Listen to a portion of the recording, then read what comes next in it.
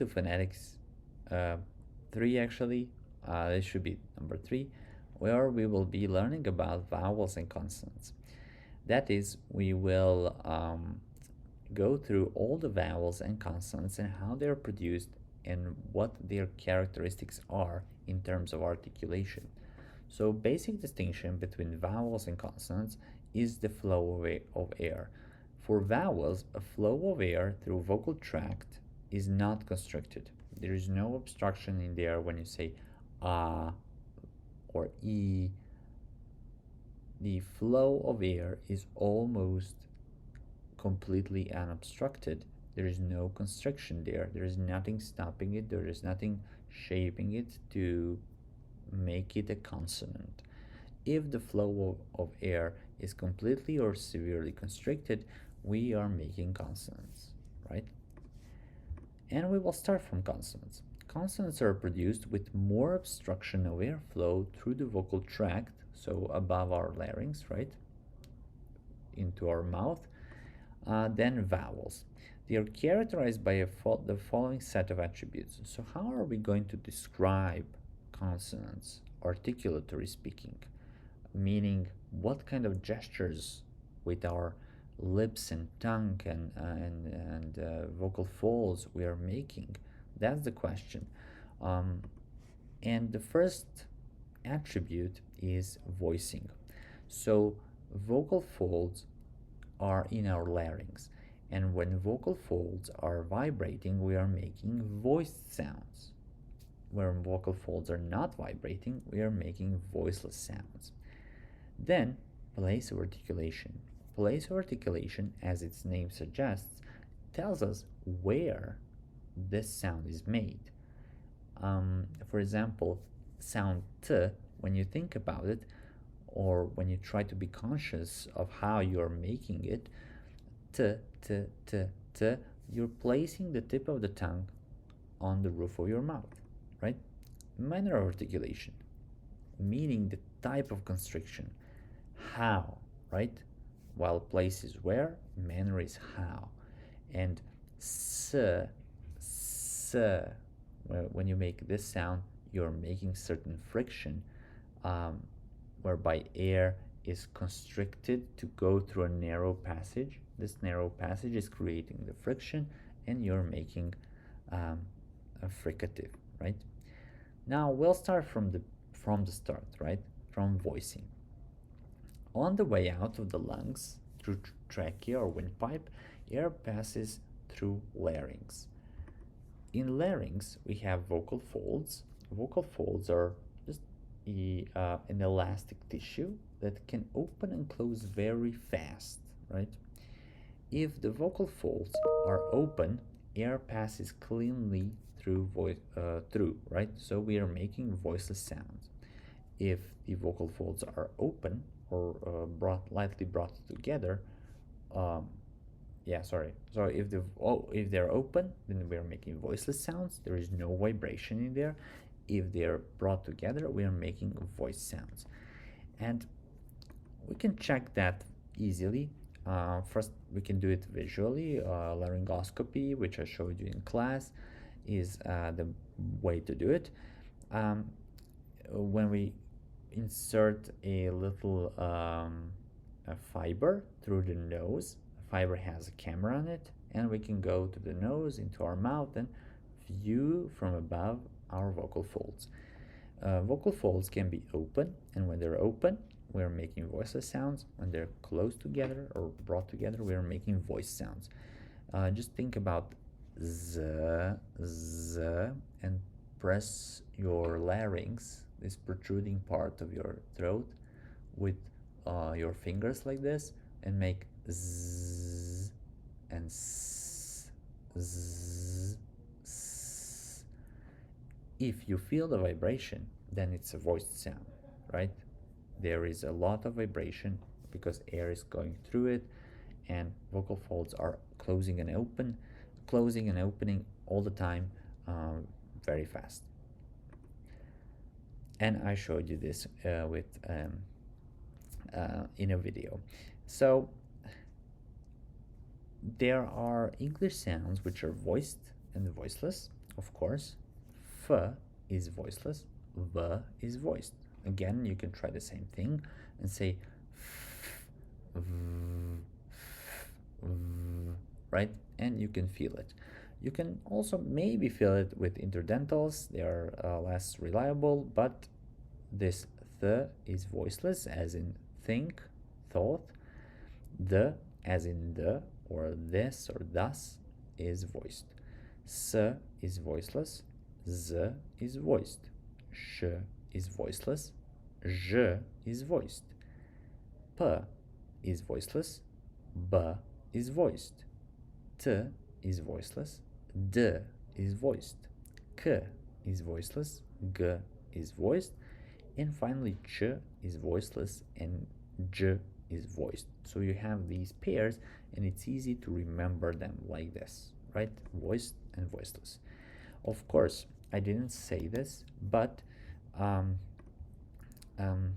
all there are other sounds in English that we covered, right? Such as, for example, m. M would be, of course, voiced. N is also voiced. Then L is voiced. Y is voiced. Then upside down I'll just copy it from the IPA chart here, and you can maybe even hear it. Ra, ra. Ra. Is voiced. Then Engma is also voiced. Na, na. Na, right? And I might be forgetting some, but basically that's about it. They are all voiced sounds. H is voiceless, for example. Aha. So H is voiceless. Put it here. And we have a glottal stop, which we will see later. It's in words such as and it's voiceless as well. I forgot this one, which is what. What is also voiced, right? So I think I have them all. Right. So these are all voiced sounds, and you should know that, right? Maybe 34. Okay. Right. Now I want us to move to the place of articulation.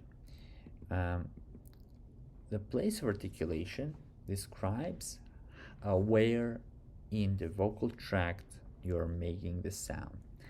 And it's important to know all of these, what we call articulators. These help us shape this air that's going through our mouth, right? We're just shaping this air and making different sounds.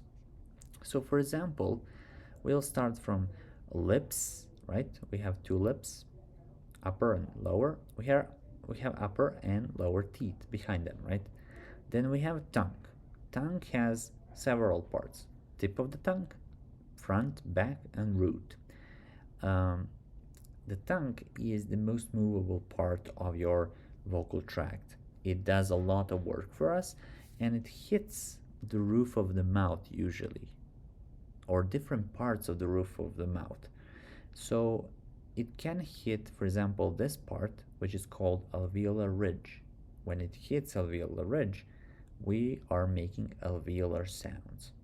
When it hits hard palate, we are making palatal sounds. When it hits the region between these two, we are making alveopalatal sounds.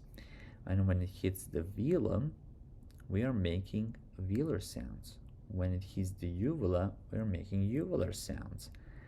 And in the back, there is pharynx, there is epiglottis, this guy that goes down when we are swallowing food, so as not to uh, die from, right, from being just from our food entering the windpipe or lungs. It has very important function in our life. And there are larynx here. This is the larynx part, right? This part is called larynx. Inside the larynx, we have vocal folds and glottis. Glottis is just the space between the vocal folds. And because we call it glottis, we make one sound, which we will see later, is called glottal stop, right? And this is just a representation of a what we call a sagittal view of our head.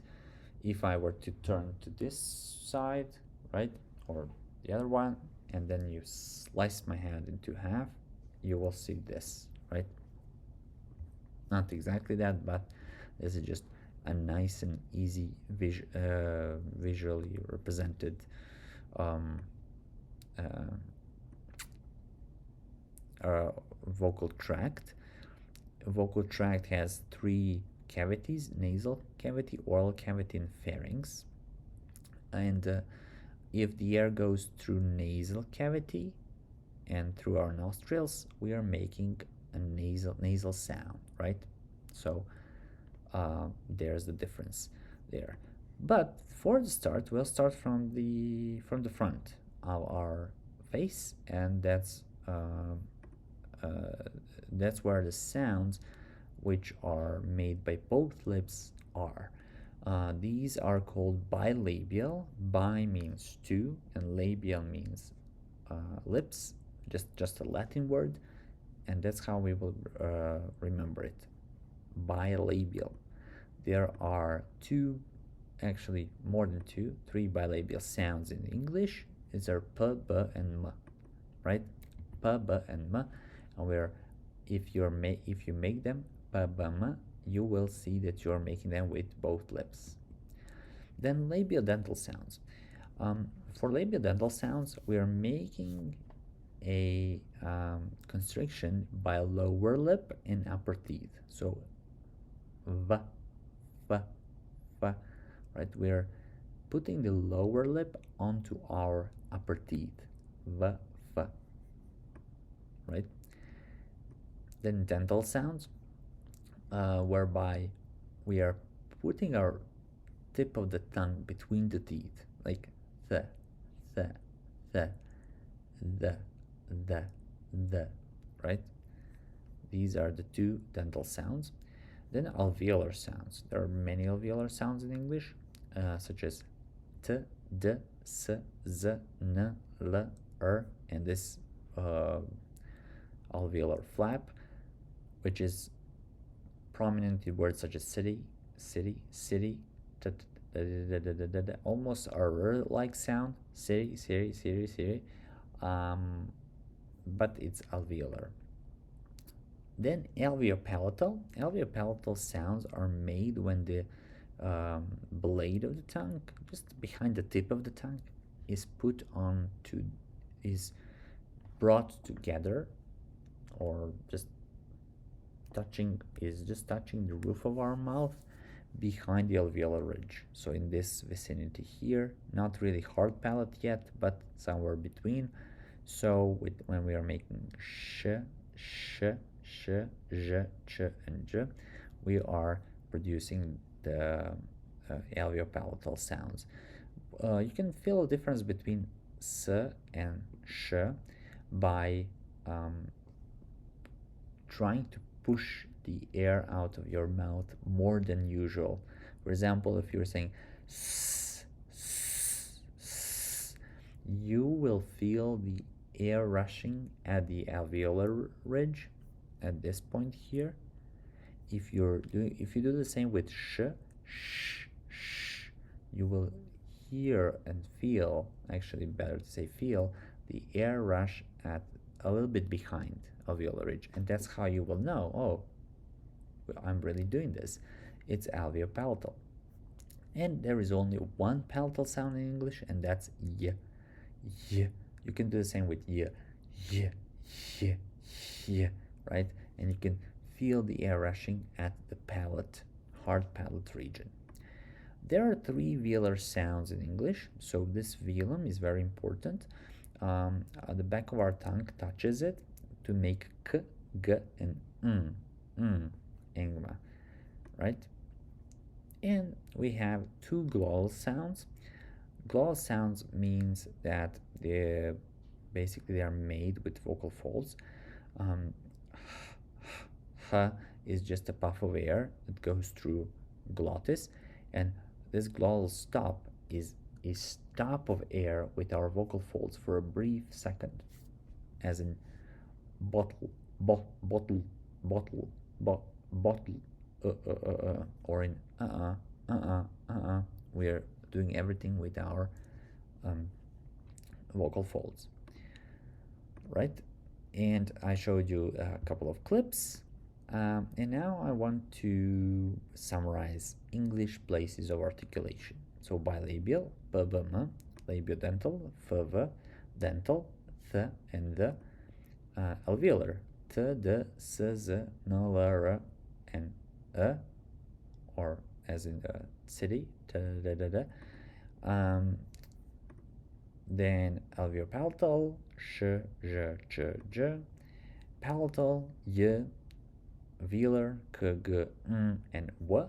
Yeah, w is actually labiovelar, right? It's made by rounding your lips, w, and also pushing your tongue towards the back of the tongue towards the velum. So, w, w, w. Pay attention to what your tongue is doing. W, w. That's why I classified it as velar for the time being. And two glottal sounds, h and right? Now, manner of articulation. How we are making these sounds. First, we make stops, or we will be talking about stops.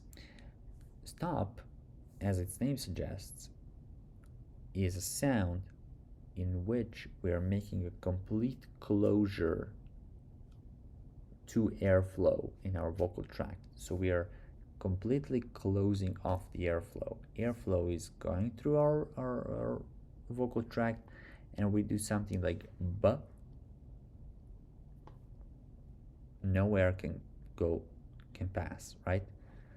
As in t, t, right, as well, or k, k, no air can pass. And we have p, t, k, b, d, g, and this glottal stop, right? And we have, fricatives. Fricatives are sounds which are made when the airflow is going through your vocal tract and there is a very narrow constriction. Our tongue is going up to the roof of the mouth and making this narrow constriction, almost closing it, to make this friction. Air just rushes through, such as in sh, or z, or h, right? Or f, or th. There is always some kind of a hum, right? F, th, s, sh, z, th, right? Those are fricatives. We have affricates. Affricates are a combination of stops and fricatives. They have a brief closure with a fricated release or a delayed release. For example, if you're trying to say the, and try to glue your tongue towards the roof of the mouth, like d, j, j, you're almost making this j. Or just simply say j as in judge, or the j at the same time, j, j, j, j, j. You're producing this one here, or you can produce this one here, which is voiceless, which is ch as in chop, chap, chase, and so on and so forth. Then there are nasal sounds. Nasal sounds are produced when the velum is lowered and it allows air to flow through the nose. So I'll try to draw very quickly for you These are lips. This is a nose, teeth, lower lips, jaw, tongue, right? And the air goes through this. Let me choose some other color, maybe red. Yeah, air goes through here, and it can pass both through your mouth and through your nose, right? That's when we are making nasal sounds. This velum here, this velum part,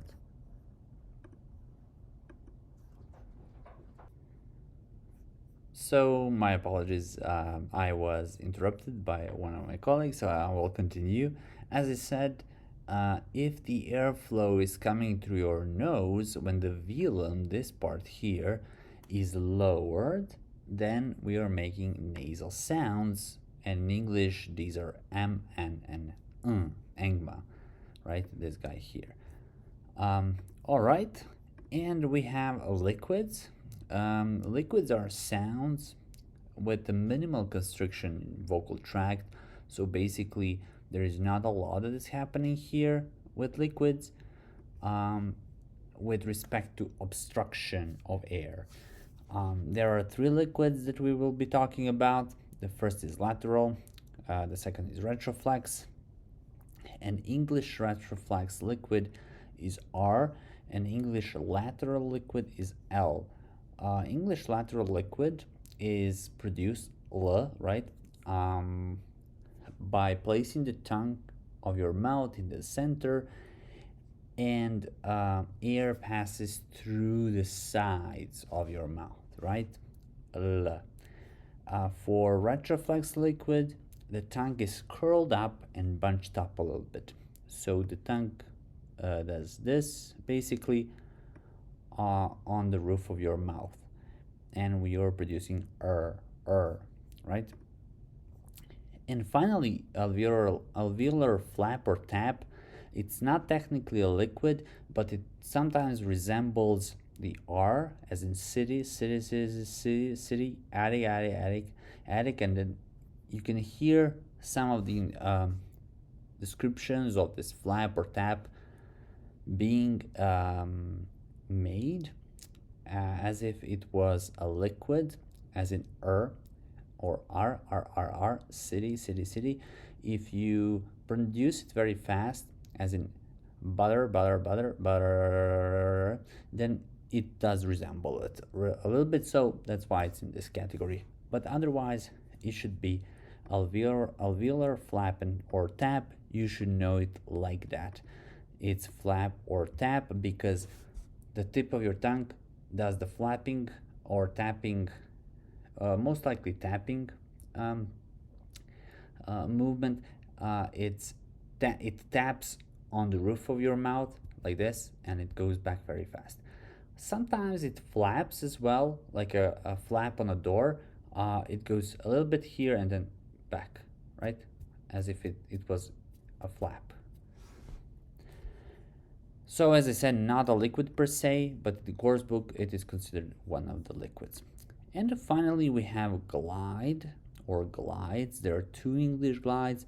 The first one is W, the second one is Y. This is a palatal glide, this is a velar glide. So these are produced with the least amount of constriction, almost being a vowel, such as W or Y.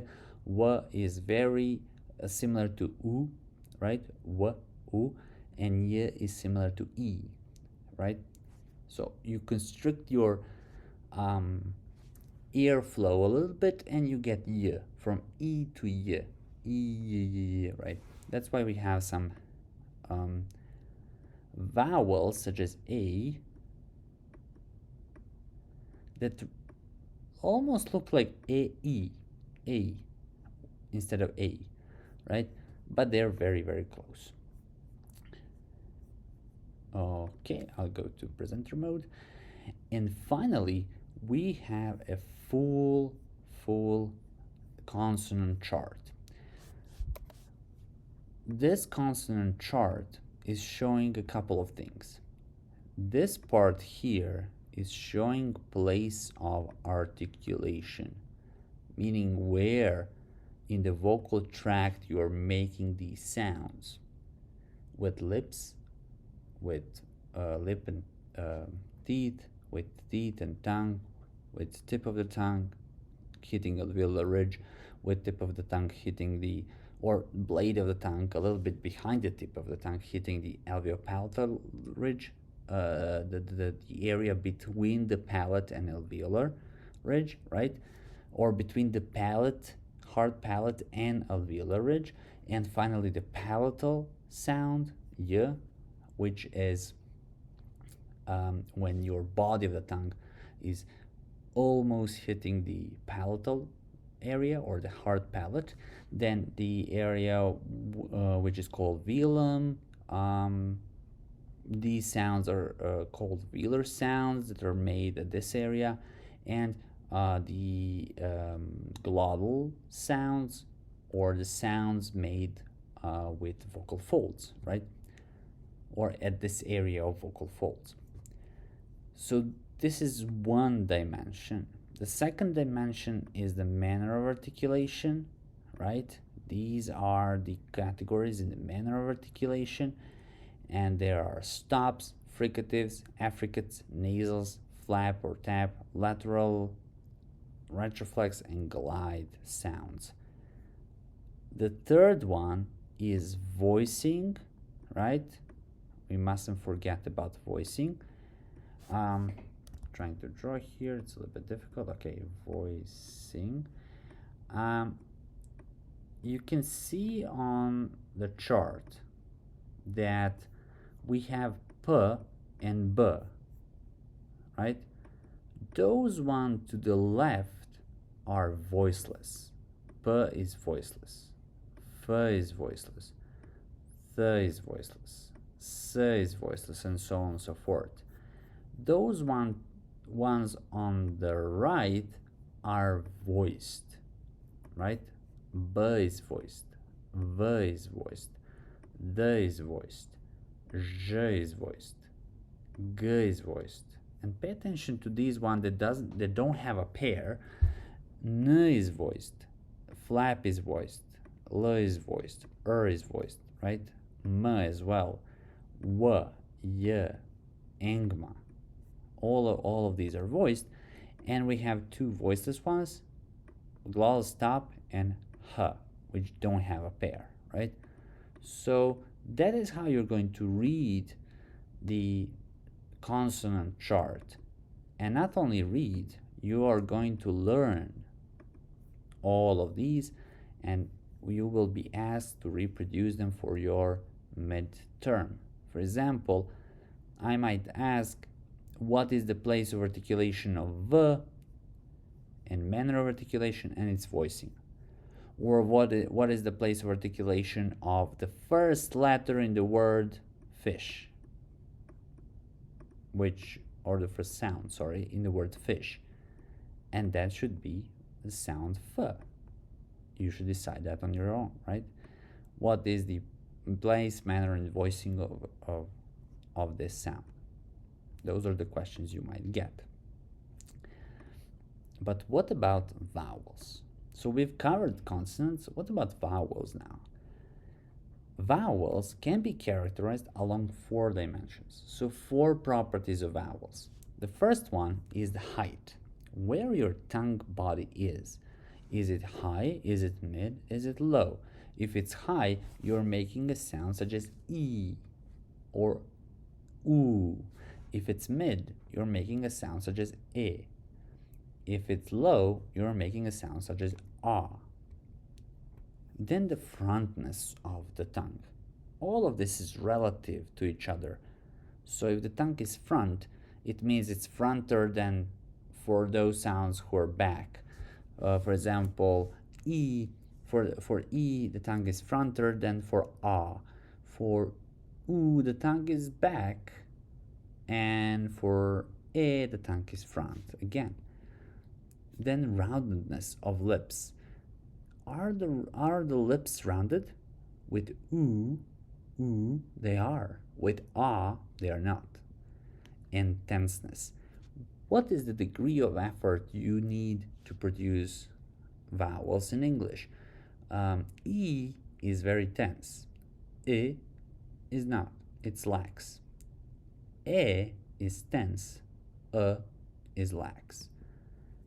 And let's see some of the examples. For example, for he, you see that the tongue is front and high. For oo, the tongue is back, but still high, because in comparison to ha or ah, you can see that ah is very low and back, right? So all of these are relative to each other. So e, front, high, oo, back, high, and ah, low, back. And you can watch this video of Ken Stevens's X-ray recording of him producing lots of sounds, vowels as well. So the dimensions that I mentioned, height and front, or height and frontness, make up or constitute a so-called vowel space. Vowel space is real because it's based on where your tongue is. If it's front and high, you're making E. If it's front and high, you might be making E. But it's a little bit towards the back in comparison to this E, right? It's still high, but not as high. So pay attention to where they are in this space. A, it's quite front, not as front as E, but in the mid, a little bit lower than these two. E, even lower than A, and not as front. And E is the lowest one, whereby the tongue body is lower than with E or A. Then I, and we have ow, that's what I wanted to show. I and ow, these are low, right?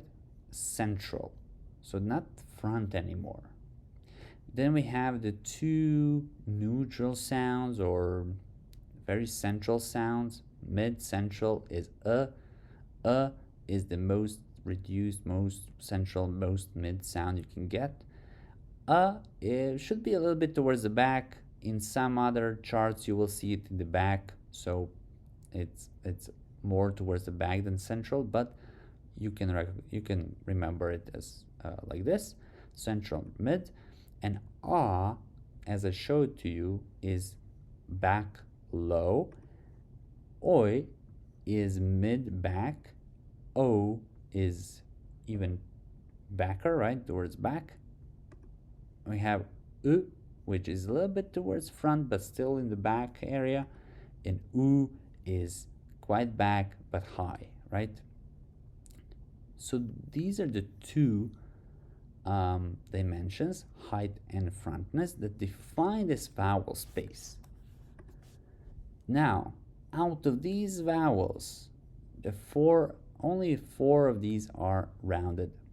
These are U, oi, and o, and that's it.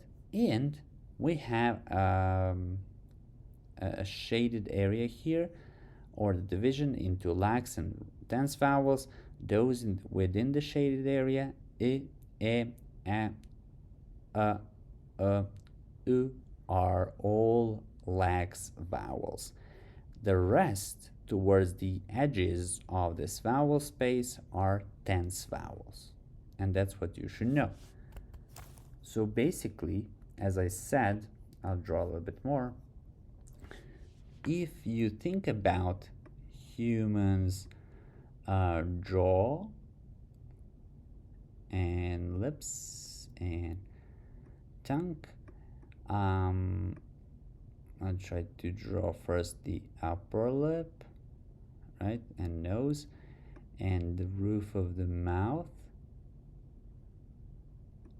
then the velum and this uvula here. I'll make the airflow be oral, so no, not nasal. And now try to make a tongue here, right? Towards, it's very high up there in its front. And now what I'm going to do is I'm going to draw this vowel space here. Look at this. Look at this chart. And here it is. E, right? E. If I maybe make a movement from E to A,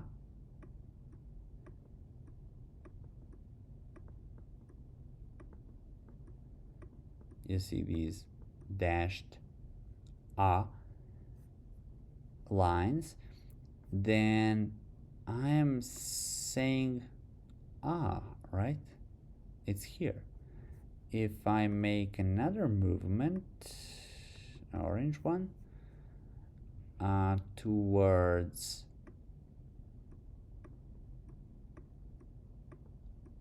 oo, then I'm raising the tongue, but it's still towards the back, right? So you see how this vowel space chart corresponds to my movement of the tongue, right?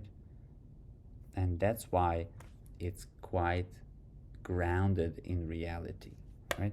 In where my tongue is. So, as I said, these two, frontness and height, are mainly the features that make up this vowel space. I just added for your convenience lax and tense division and roundedness, right? But other features that we should be worried about are rounding, and these are oo, oi, and o actually. So I'll change this o and this o. I thought of including it, but I won't. So these are the 4 ones that you need to know about. The other English vowels are not rounded, right? Are not rounded. There are tense vowels which are closer to the edge of the vowel space. As I said, e, a, I, ow, ah, oi, o, oo. All of these are tense, and the lags are the rest. E, a, oo, right? The tense and lags distinctions are very hard for non-native speakers of English to hear, so be aware of that. And I showed you a video of Gloria from Modern Family when she's misplacing or mistakenly producing E instead of I, right? So that's difficult for non-native speakers. All right, we've described our vowels. I'll ask you to know all of this by heart, of course, and I'll ask you to know all of this by heart as well. Consonant chart and vowel chart. Very important to know how to describe them. Thank you for your attention. Let's move on to the next lesson.